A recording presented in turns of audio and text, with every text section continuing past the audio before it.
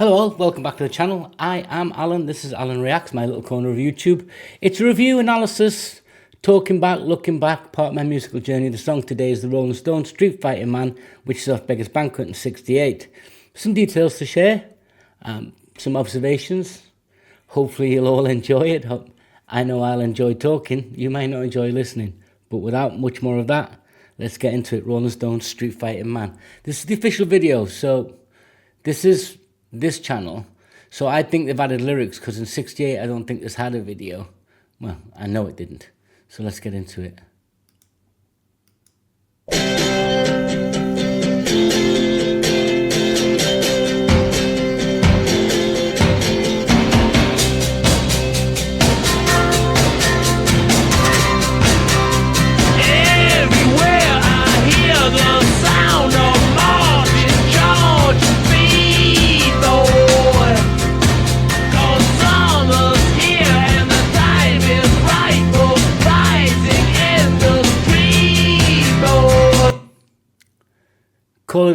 Calling out around the world, dancing in the street.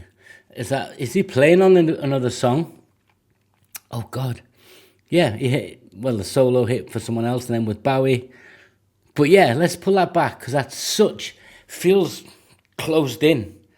It just feels hemmed in. I like it.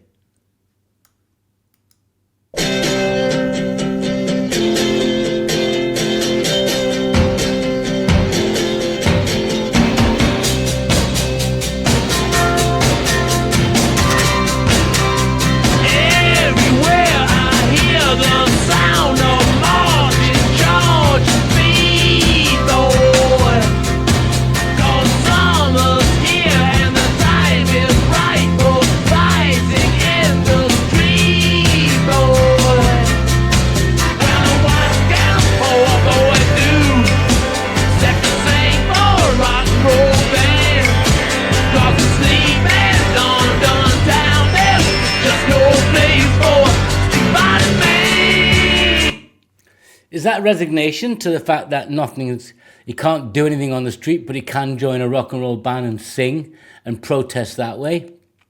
Because there's no room for a street fighting man. 1968, this song wasn't. It was kind of considered subversive in the US because of, at the time of Vietnam, etc. Maybe it was subversive. I don't know. We're going to find out. I think subversive and misinformation are words we use nowadays, right?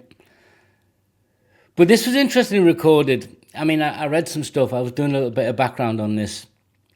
And Charlie Watts was talking about how they just had a room, a single mono tape, a toy drum kit almost. It like fit in a suitcase. They pulled that out. You had Brian Jones, which I think the sitar was added later. And you had Keith Richards and on acoustic, electric. I think that's the only part. There's one part of electric in this. But this is an acoustic-driven song. So they just recorded it basically in a room with a toy drum kit and a guitar. Obviously, they've gone to the studio and played with it then and made it more electric. But yeah, at their peak, Beggars Banquet. Moving away from their 65 through 67 sort of bluesy-based sound, this is more hardcore rock anthem-y based. Does that make sense? Let's pull it back a bit.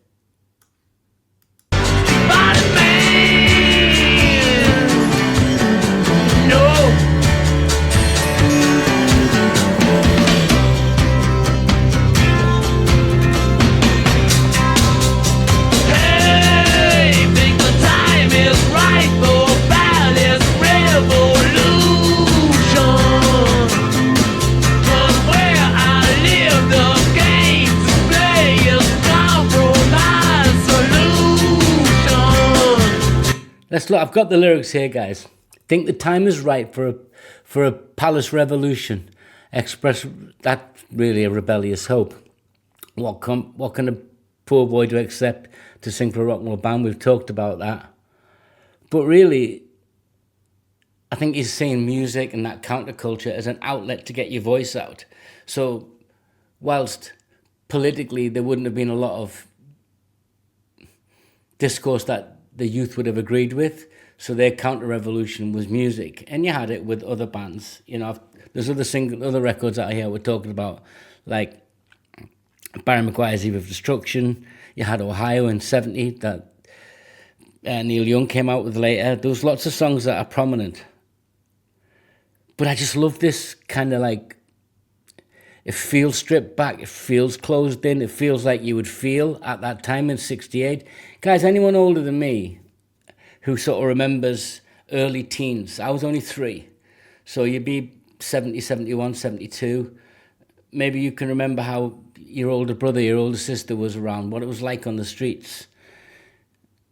Because growing up, both sides of the Atlantic and a lot of the Western world, we'd have had memories of the Second World War from our parents and our uncles.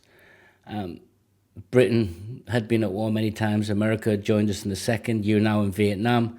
We'd been to Borneo in the 50s. So there was this constant, every cycle of a conflict that your country was involved in. So I guess this was a time when people were saying, I've had enough of this. This is just too much. Is it?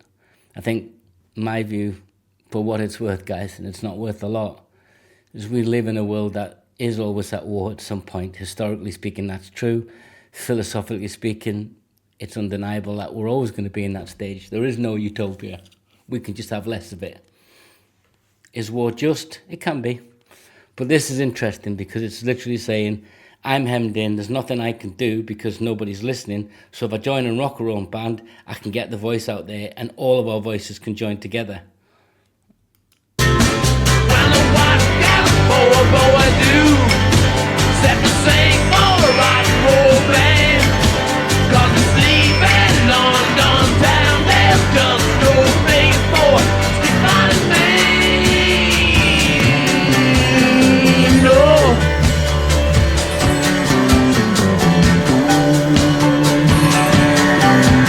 There's your sitar.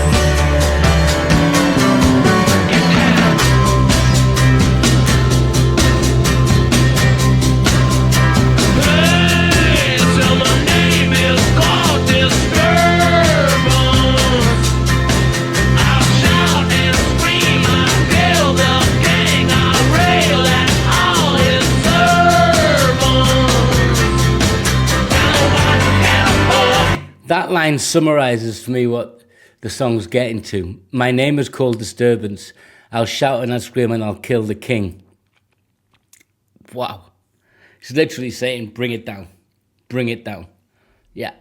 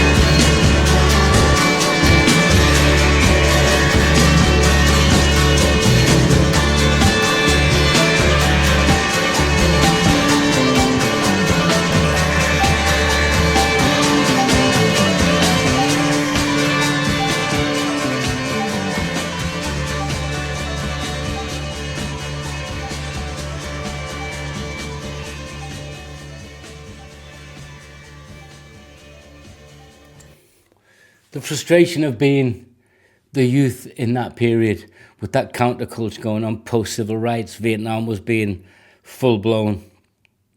Great song. Great song. It stands up today. And I remember I've talked about the Stones before because I went to see them in 2017 in Amsterdam. And they were kind of, I guess, mostly legacy, but they've brought out new stuff, which I'm going to get to. But this single didn't do well in the US. I think it was 48 on the Billboard 100, not played, considered subversive, wasn't even released in the UK till I think 71 as a compilation on something else. I can't remember what it is, guys. I did some digging around, but I don't retain everything. This was a move away. This was an acoustic-driven rock anthem, quite rare for them. They'd done other songs that were acoustic-driven, but not rock-based, not driving, not hitting this tempo. But I still think it felt very closed in. deliberately. Like, that was what they were trapped in, and that's how the music sounds. It's great. Really liked it. And this, guys, what a video. I mean, flowers to this channel. Yeah, I'm subscribing. You should go and have a look. Genuinely great video. Great song. Polished video to support it with lyrics. Loved it. Loved the song. Loved the album. Gonna go back to it. You know I've got a soft spot for the Stones. There is a playlist. Till next time, guys, I'm Alan. Take care.